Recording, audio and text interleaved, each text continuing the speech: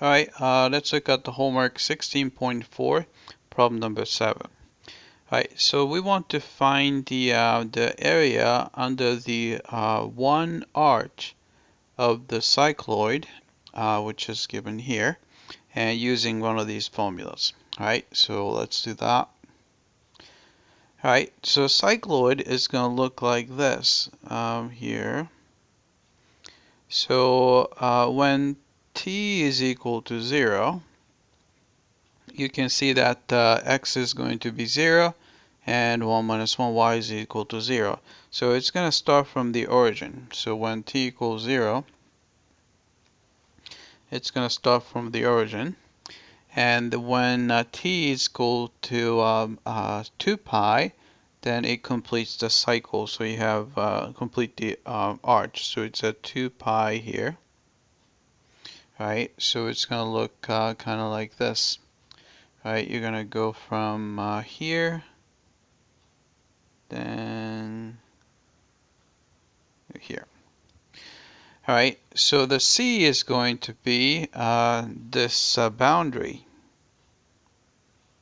All right, so going here this way, and then go around this way. All right, so I'm going to call this guy C1 and call this guy C2.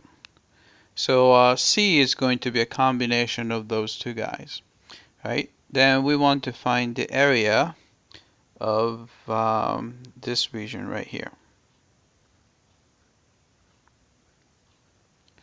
All right, so let's find out. So area, so well, why don't we just use the first formula? So this is the formula I'm going to use. All right, so first thing I'm going to do is I'm going to split into two integrals. All right, so we have an integral over C1 and x with respect to y, and plus integral over C2 x dy. Right, but you can see that on C1, y value never really changes, which means that the dy is going to be 0. So this integral, first integral, is going to be actually just 0, right? Because dy is going to be 0, because y is a constant. Right, so we just have to focus on the second integral, right? So here, and as we said before, here this is when t is equal to 0, and this is when t is equal to 2 pi. Right, so we can set up the integral. So it looks like we have to go from t equals 2 pi, so you have a 2 pi here, and back to 0. Right, x is just given to be t minus sine of t. Right, and the dx, actually dy is going to be, I'm going to take the derivative of y, dy over dt. It's going to give you negative, this is going to be sine of t. Right, which means that we can multiply through by dt to get dy is actually the same thing as a sine of t dt. So we have a sine of t dt. All right, so if you multiply out, we're going to get the integral from 2 pi to 0. All right, it's going to be a t sine of t minus sine, so it's going to be sine squared of t dt. All right, so we need to do integration by parts here, so I'm going to just split it into, this is going to be 2 pi to 0, right, t sine of t dt, and a minus, right, I have to use this trig identity, Sine squared is equivalent to 1/2 1 minus cosine of 2t.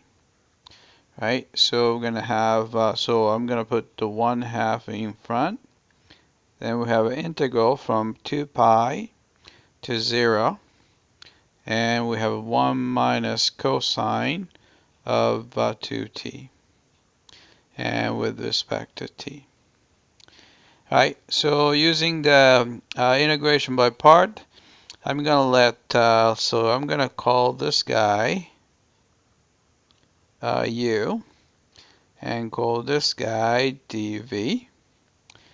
Alright, so we have, let's say, u equals t, and dv equals sine of t dt. Alright, so if you take the derivative of u with respect to t, you get 1. So multiply through by dt, we get the du is equal to dt. Alright, so we need u, and we need the du here, and here. If you divide through by dt, we get the dv over dt is equal to sine of t. Right?